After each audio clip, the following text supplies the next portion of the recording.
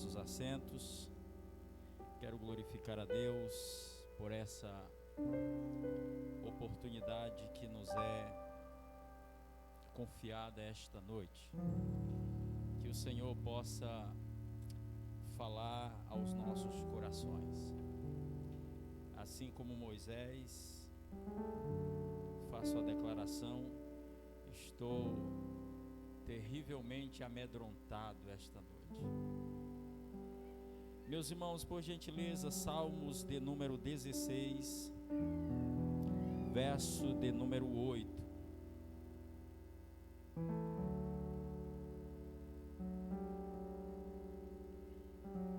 Cristo, esperança viva. E esse Cristo que é uma esperança viva, quando Ele está no contexto da nossa vida, as impossibilidades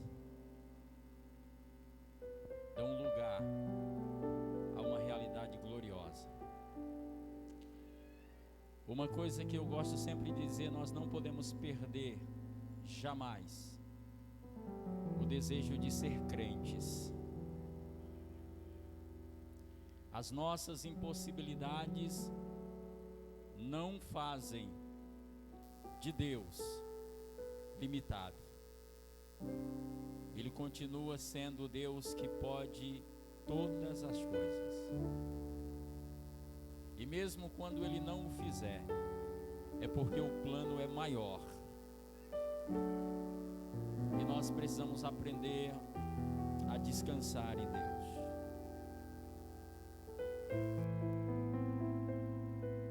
Salmos 16, verso 8. Quantos acharam? Diga amém. Aqui tem uma versão diferente, diz assim: tenho posto o Senhor continuamente diante de mim. Eu gosto de uma versão da NTLH que diz assim: eu tenho colocado o Senhor como minha companhia perene ou constante. Amém? As Escrituras Sagradas, elas enfatizam a importância de ter companhia. Na trajetória da nossa vida, é sempre bom ter boas companhias. A Bíblia Sagrada, inclusive, vai traçar alguns relatos de pessoas que desenvolveram amizades profundas, sinceras, e puderam colher o resultado positivo dessas companhias, dessas amizades. Nós temos um caso emblemático de Davi e Jonatas. Jonatas, depois de morto, tem a sua descendência abençoada por causa da amizade de Davi. A Bíblia Sagrada também vai nessa ênfase da importância de se ter boa companhia, uma amizade verdadeira. Dizer, lá através do sábio Salomão, no livro do Eclesiastes: ai daquele que estiver sozinho, se ele cair, quem vai ajudar? E aí, nós estamos esta noite para refletir sobre a amizade, não com qualquer amigo, com qualquer pessoa, mas com o Senhor Jesus Cristo. Um amigo real, verdadeiro, que pode suprir as nossas necessidades, pode nos socorrer nos nossos apertos, que tem o poder de mudar a história da nossa vida. E nós precisamos entender melhor essa relação, essa amizade, aquilo que fundamenta ela, a nossa parte, o nosso compromisso, a nossa responsabilidade nessa amizade. É verdade, diz a Sagrada Escritura, Ele é fiel, independente da nossa fidelidade. Mas há de convir que não fica legal numa relação apenas um ser fiel, não é verdade? A amizade não fica legal. É preciso que de ambas as partes haja o comprometimento, haja o abraçar da relação. Sem dúvida nenhuma, e ninguém vai colocar em xeque aqui, que da parte do Senhor, esta amizade está garantida, está fincada, ninguém pode alterar isso. Mas e nós? E é por isso que eu tomo esse texto, onde é uma iniciativa humana, de um Deus que já está posicionado para esta amizade. Aí nós temos aqui o relato de um homem que decidiu atender a esta amizade, e ele disse: eu tomei a decisão de fazer do Senhor a minha companhia. O Senhor disse que queria andar comigo, também foi do meu agrado ter Ele andando comigo. Você vai ver a diferença do que andar com Jesus. Tem muita gente numa noite como esta, achando que está cheio de amigos à sua volta, e muitas vezes no final desta noite, embriagados, tomados pelas drogas, vão ficar abandonados pelas ruas, pela sarjeta, e vai se questionar: cadê os amigos? Davi vai dar depoimento desta amizade, a que Deus convida, e ele aceita, e vai em direção a Ele. Ele diz: sabe da coisa, a minha vida não tem medo, na minha vida não tem receio, na minha vida não tem insegurança, ainda que eu andasse pelo vale da sombra da morte, eu não teria medo, o Senhor está comigo.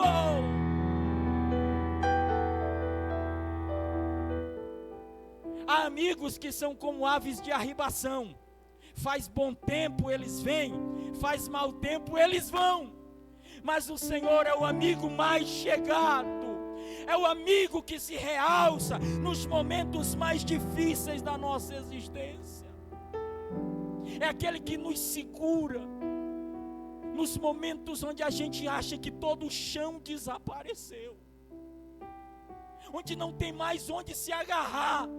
O Senhor disse: deixa comigo, eu te seguro, meu amigo. É cativante para o meu coração quando Deus propõe a Israel também uma amizade, e o povo de Israel tem dificuldade de entender isso.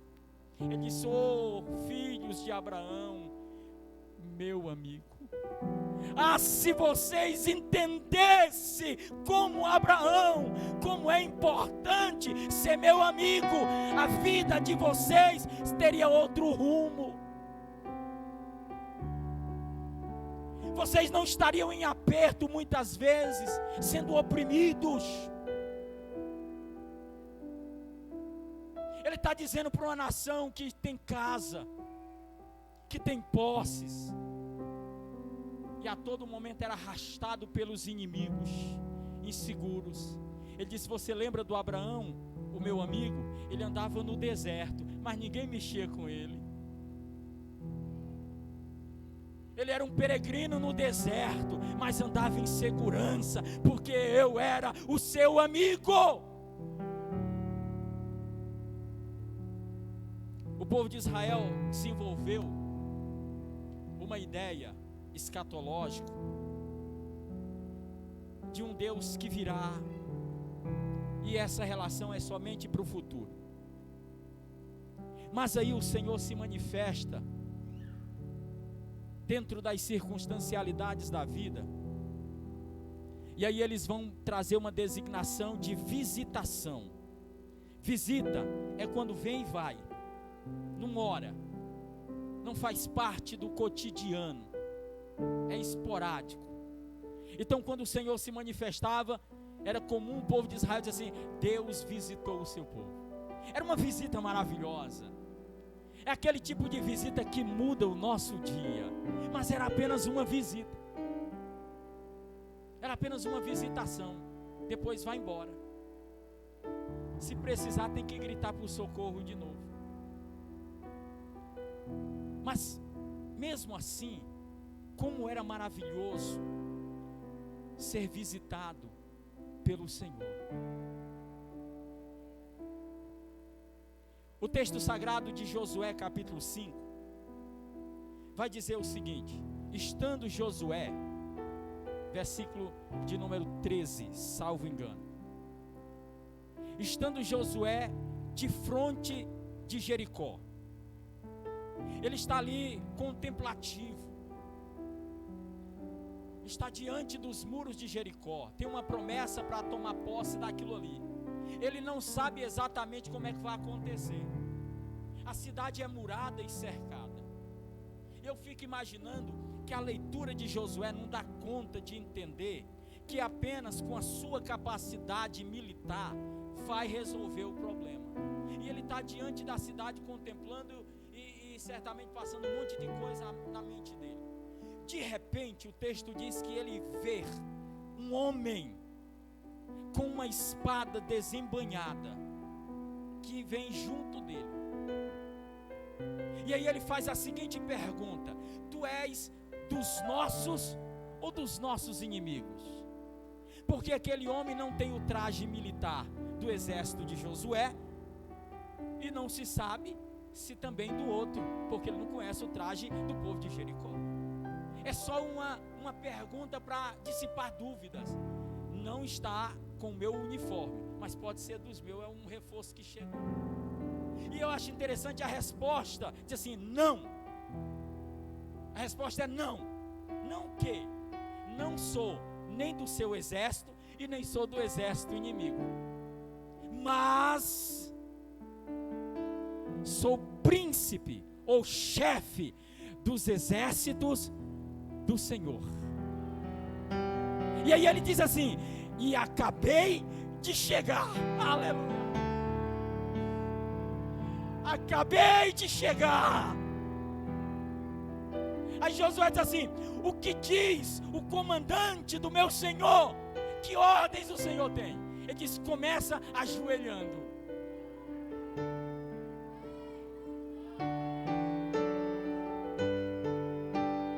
Como é que você está contemplando a problemática, a situação da sua vida?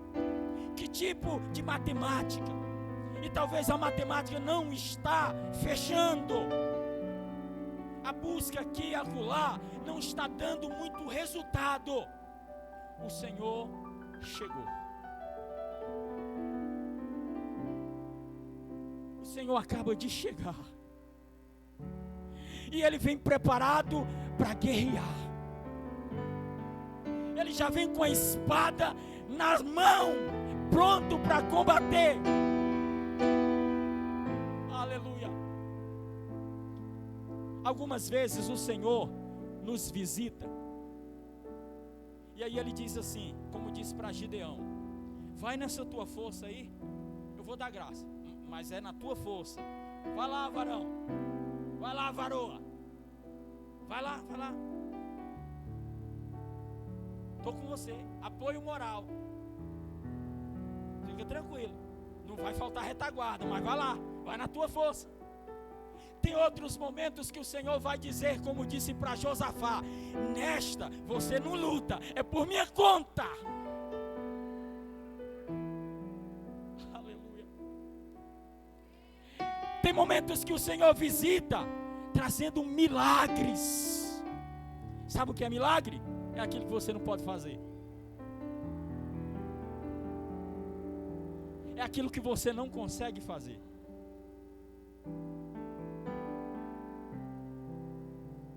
O Senhor está caminhando rumo à casa de um homem muito importante que foi pedir auxílio, porque a sua filha estava terrivelmente doente.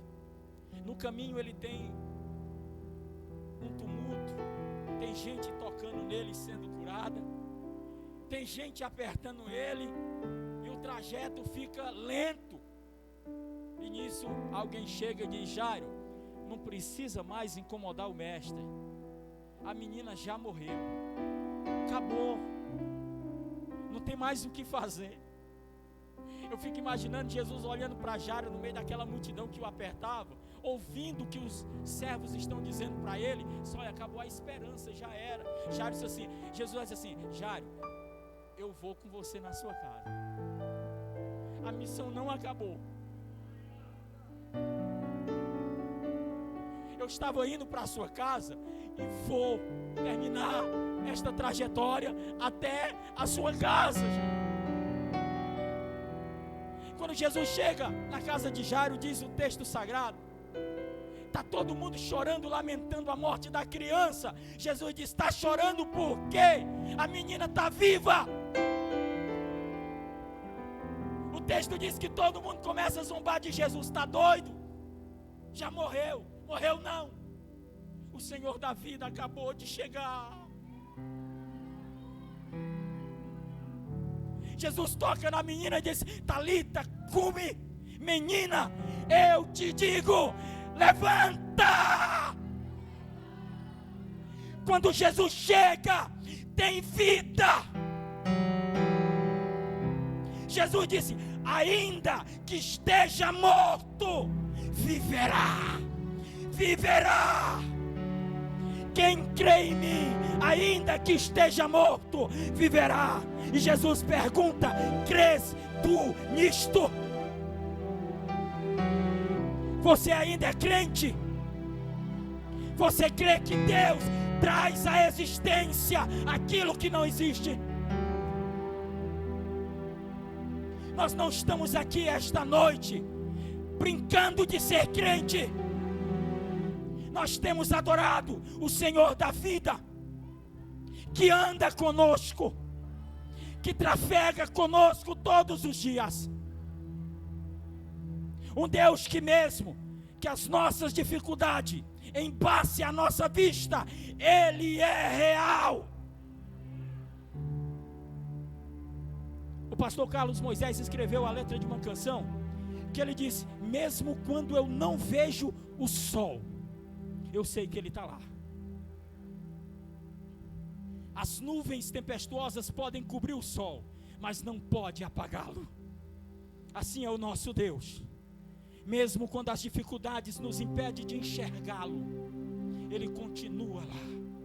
Ele continua sendo Deus que acompanha a nossa trajetória, que tem providência para as nossas vidas. Aleluia. Oh, glória. Bendito seja o nome do Senhor. Aleluia. Aleluia. Quando o Senhor chega, tem provisão. Tem provisão.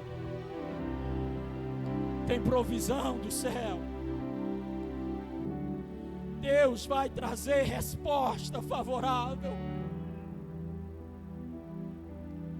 Há amigos que a gente diz, o que eu faço nessa situação? Ele diz, meu amigo, eu não sei. Eu não posso lhe ajudar. Mas não existe impossíveis para o nosso Deus.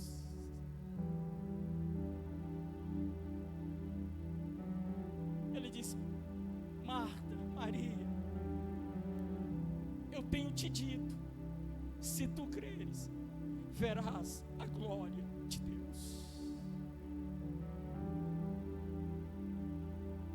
Mas o mais importante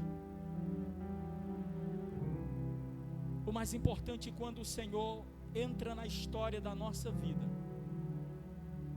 não são as provisões que Ele pode nos conceder.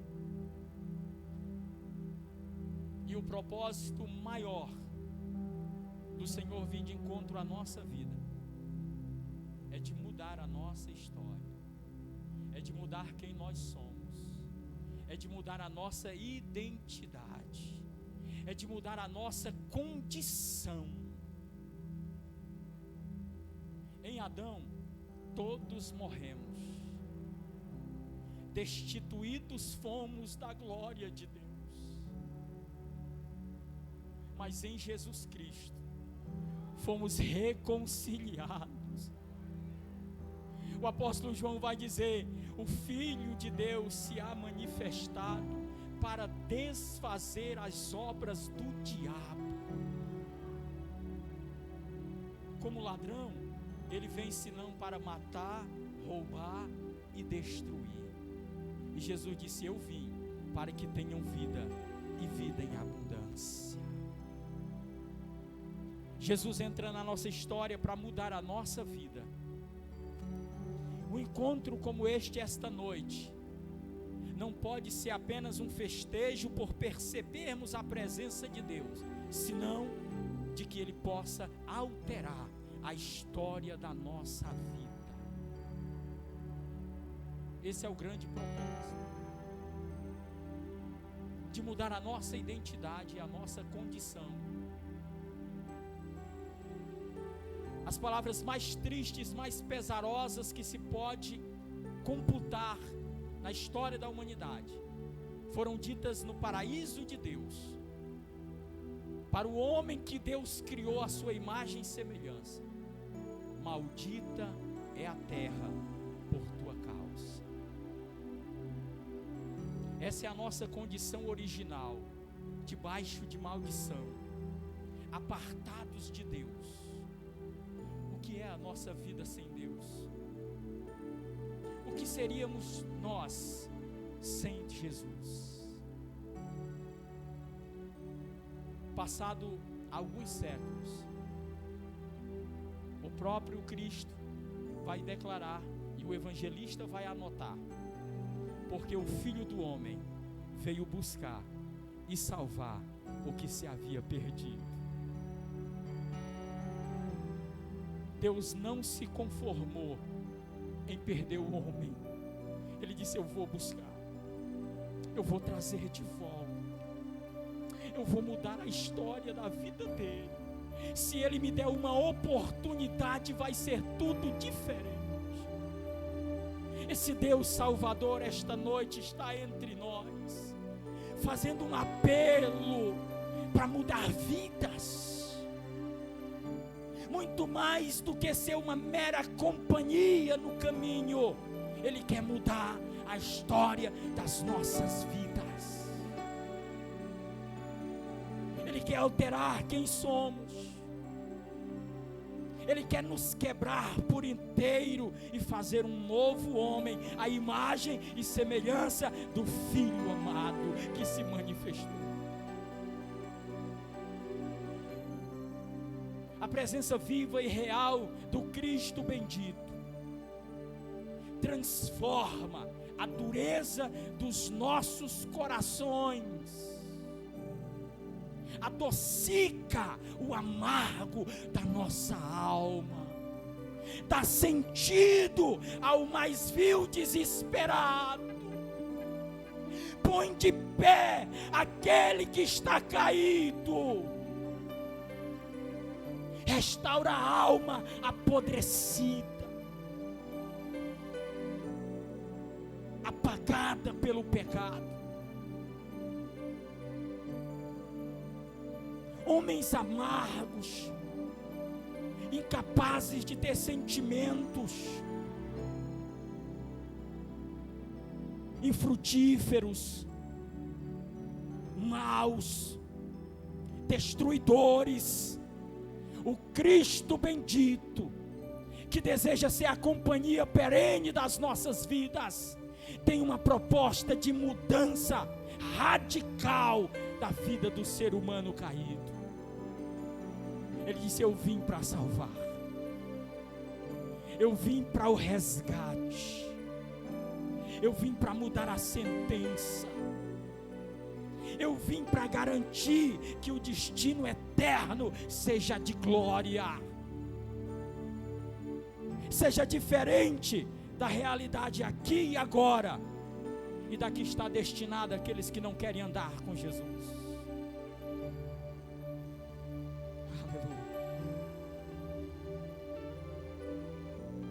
Jesus diz: quem ouve as minhas palavras e crê em mim, tem a vida eterna. Eu não estou falando de viver alguns dias aqui, meu irmão, cheio de problemas. Ele está falando de vida eterna. Ele está falando de voltar para o paraíso perdido. Já pensou?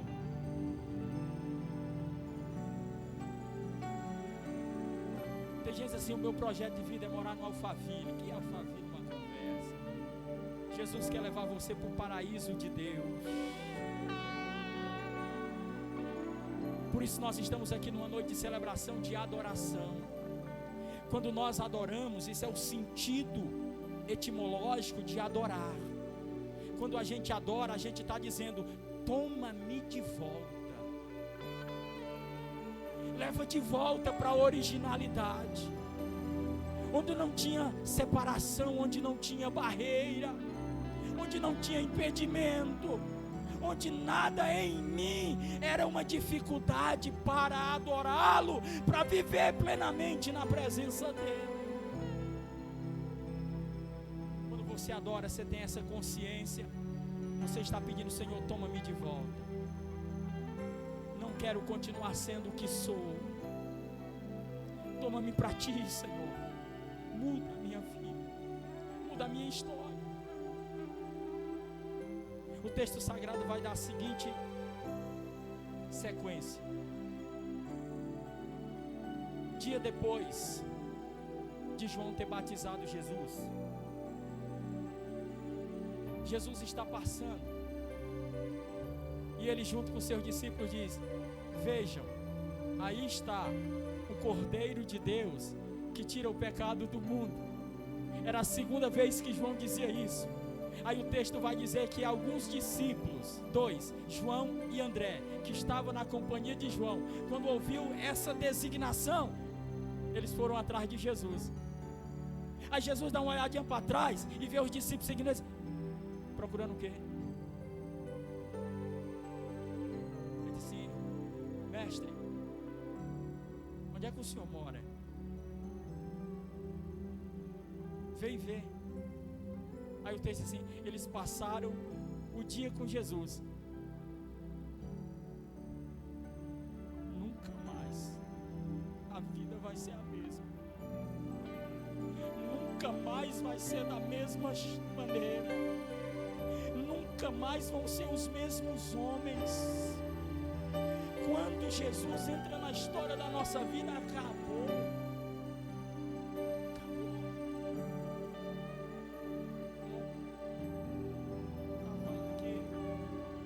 Pessoas aqui dariam testemunho de que em épocas passadas estavam aí nos sambódromos da vida. Aí Jesus foi buscar você lá, nunca mais. Acabou. A história foi alterada. A história foi alterada. A linguagem muda. A postura muda. O comportamento muda. Lá em Atos capítulo 4 vai dizer que os discípulos, depois de Jesus subir assunto ao céu, estão pregando. Aí quem está acompanhando diz assim: mas eles não são lá da Galileia? Não é aquele lá que morava na rua não sei das quantas, que estudava na escola não sei das quantas, que era amigo não sei de quem, que fazia não sei o que ia não sei para onde? Por que eles estão diferentes? Aí eles mesmos concluem: certamente eles estiveram com Jesus.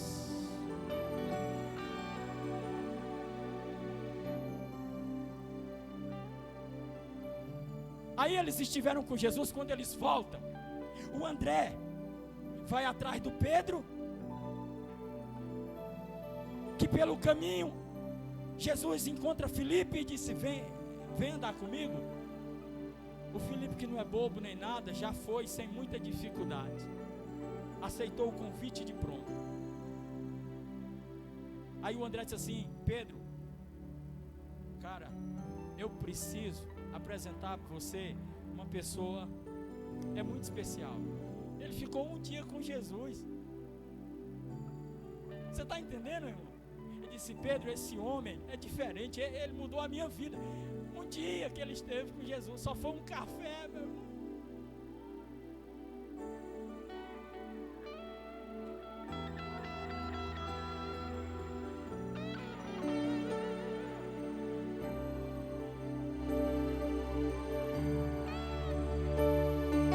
Imagina o que ele pode fazer todos os dias. Você imagina imagina o que Ele pode fazer, a gente andando com Ele toda semana, todo mês, todo ano.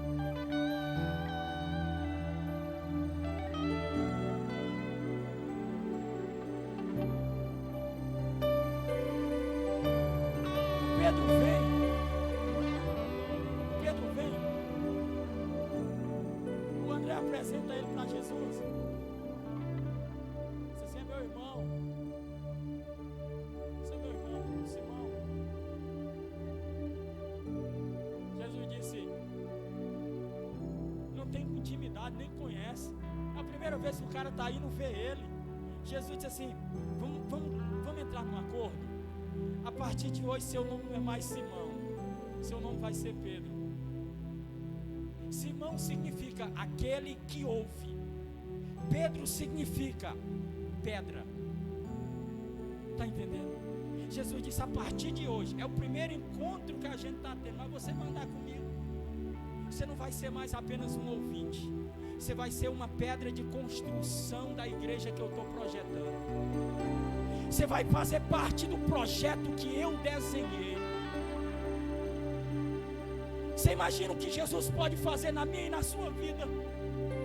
Quando Ele tem a liberdade de entrar na nossa vida, a liberdade para sacudir os alicerces, para mudar a nossa agenda, para mudar a direção, para mudar tudo aquilo que nós possamos permitir.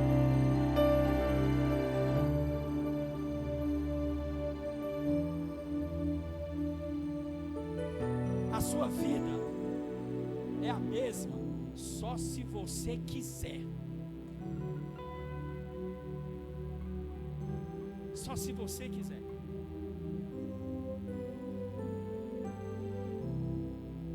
Talvez alguém está nos ouvindo aqui pela internet esta noite e até questionando, eu entendo, é natural. Pastor, você não sabe a situação deprimente que eu cheguei. Não consigo. Dá uma chance para Jesus. Faz de Jesus a sua companhia. Convida Jesus para viver com você. Dá uma oportunidade. Abre a porta. Abre a porta, deixa Ele entrar. Jesus disse à igreja lá no Apocalipse: se alguém ouvir a minha voz, abrir a porta, eu vou entrar. Eu estou só esperando um convite. E preste atenção, se eu entrar, se eu tiver a oportunidade de entrar, a sua vida vai ser um banquete. Eu vou cear com você, você vai cear comigo. Jesus está falando de amizade. Só se senta à mesa quem é amigo. Jesus diz: me dá uma oportunidade. Eu vou mostrar para você que o que os seus amigos não conseguiram fazer, pelo contrário, há amigos que apenas afundaram a sua vida. Se você me der uma oportunidade de ser seu amigo, a sua vida nunca mais vai ser a mesma. Eu vou mudar não apenas o seu nome, mas eu vou mudar a sua vida.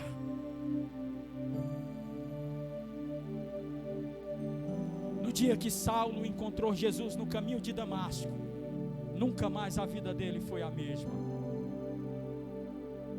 Ele era perseguidor da igreja, é o que diz o texto, ou o seu contexto anterior ao encontro dele com Jesus.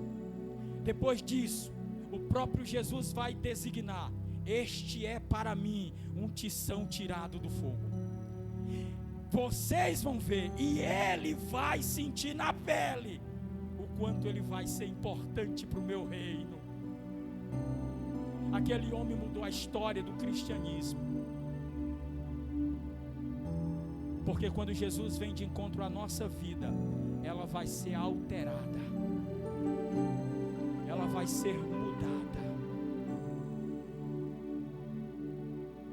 Um belo dia, realizaram uma festa de casamento em Caná da Galileia. Evangelho de João capítulo 2. Versículo também de número 2 diz: e foi também convidado Jesus. Ah, se não tem convidado. Ah, se Jesus não está lá, a festa estaria comprometida. Não ia ter festa. Mas Jesus foi convidado. E olha que coisa interessante.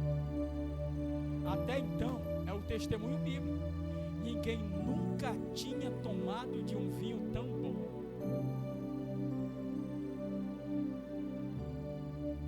E você imagine para quem presenciou Jesus mandando encher as talhas de água. Diz: não é possível. Não é possível. Como assim?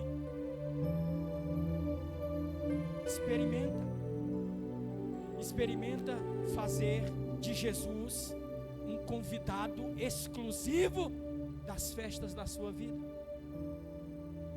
Não tem como dar errado. Não tem surpresas. Não tem surpresa. 2 Coríntios capítulo 6, versículo de número 2, Paulo diz assim: eu te ouvi em tempo oportuno. Ele está falando de amizade. Ele está falando de alguém que caminha conosco constantemente. Se nós não caminhamos junto com uma pessoa constantemente, é natural que algumas ocorrências nós não iremos poder ajudar, pelo menos de maneira imediata ou preventiva, porque a gente não está lá, a gente não estava perto, não é verdade? E Paulo está dizendo: o Senhor te ouviu em tempo oportuno, na hora da ocorrência Ele estava lá. Não é porque Ele foi e voltou, é porque Ele sempre está. Eu te socorri no momento da sua dificuldade. Por quê? Porque estava presente. Aí ele diz assim: eis agora, hoje, tempo oportuno, o tempo sobre modo oportuno, eis agora o dia da salvação.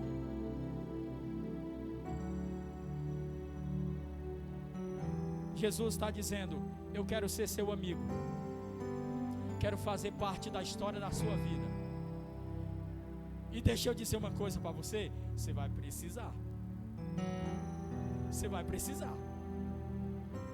Vai ter momento da sua vida que você vai precisar dobrado. Sabe aquele tipo de aquisição que a gente faz de alguma coisa? E eu digo assim: ó, não é luxo. Você tem que aderir a esse plano aqui. Você vai precisar.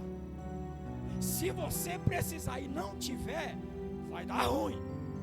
Então você tem que ter. Jesus está dizendo: quer andar comigo?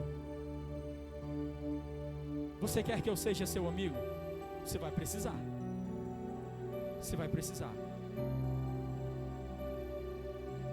Davi disse: eu fiz do Senhor, decisão dele, a minha companhia perene ou constante. Eu não convidei o Senhor para ser a companhia de um final de semana, de 4 dias do celebrando. Eu fiz um convite para o Senhor ser o meu companheiro por toda a minha vida. E o Senhor está dizendo através da vida do apóstolo Paulo: hoje é um dia oportuno para isso. Eis aqui a oportunidade. O ministério Arca Sagrada, o ministério de louvor, organizou este evento, o dia de hoje, para servir de oportunidade para esse enlace de amizade com Jesus. Se eu fosse você, meu amigo, eu não perdia. Se eu fosse você, eu não deixaria para amanhã.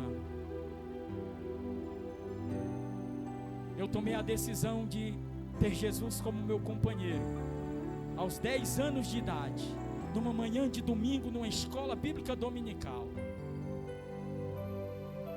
A conclusão que eu tenho hoje, algumas décadas depois, se eu não tivesse feito essa aquisição, onde estaria eu? Quem seria eu se não fosse Jesus? Na maioria das minhas orações eu tenho a mesma conclusão de Davi no Salmo 124. Ah, se não fora o Senhor ao meu lado. Ah, se não fora o Senhor a minha companhia, tudo estaria acabado. Mas o Senhor, assim como se livra o pássaro do laço do passarinheiro, nós voamos livre. Eu sou profeta de Deus e quero dizer, esta noite, Deus tem livramentos de morte, sabe? E não é mera promoção para aquisição de amizade, mas é para endossar a necessidade que nós temos desta amizade. Deus tem livramentos de morte para dar no dia de hoje ainda. Deus tem milagre para realizar. Eu não posso ser leviano de dizer que Deus vai fazer com todos indistintamente. Não. Deus não me disse isto. Mas Deus tem para alguns aqui esta noite uma ação sobrenatural. Deus tem uma palavra que vai mudar o rumo da história. Pessoas que estavam indo apressadamente para a morte, hoje terão vida por Jesus Cristo nosso Senhor. Tem pessoas que ao chegar em casa esta noite, a sua vida familiar nunca mais vai ser a mesma. Aquela fraqueza, aquela fragilidade, casa separa casa, é 15 dias casado, é uma semana separado, vai mudar hoje, porque Jesus está dizendo, eu vou na sua casa hoje, e vou produzir a estrutura, a mudança que você precisa. Deus tem uma palavra de confronto para alguns também aqui esta noite.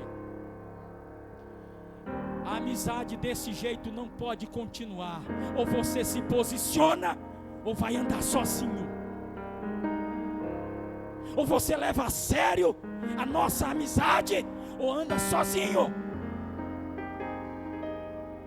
Deus tem um compromisso para ser renovado esta noite,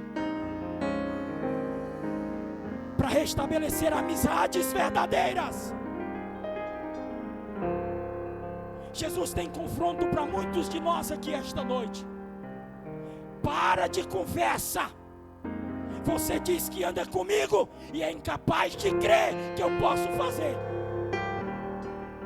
Se você anda comigo, você tem que me conhecer. E se você me conhece, você sabe do que eu sou capaz. Vamos discutir a nossa relação hoje. Não vamos sair daqui hoje sem ter fincado as estacas de uma verdadeira relação com o Senhor. Ele é uma esperança viva, real. É um companheiro fiel, permanente, compromissado com o cuidado das nossas vidas. Meus irmãos, a minha oração, uma vez mais, é que naquilo que as minhas palavras não foram competentes para falar o seu entendimento, que o Espírito do Senhor produza com muita clareza ao seu entendimento o que Ele quis traçar com vocês esta noite. Eu queria convidar nesses últimos minutos a Júlia e a Raíssa. Cadê a Raíssa?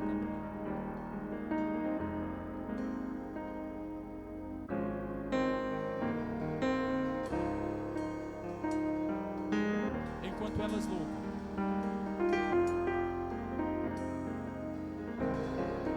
eu quero fazer um apelo.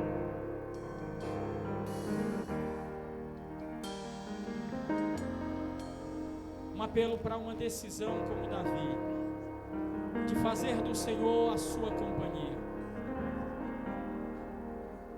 Uma companhia não apenas com propostas unilateral, mas uma relação estreita, uma relação sincera, verdadeira, porque é esta que vai mudar, alterar a história da nossa vida. Enquanto elas louvam o Senhor, fale com o Senhor. Como é que está a relação?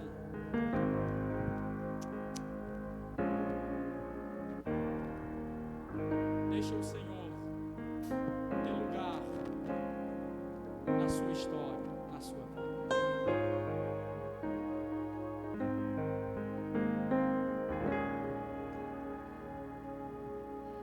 Quando a vida se torna difícil, quando você não se sente alguém, quando o desprezo invade a tua alma, quando das marcas só restam feridas,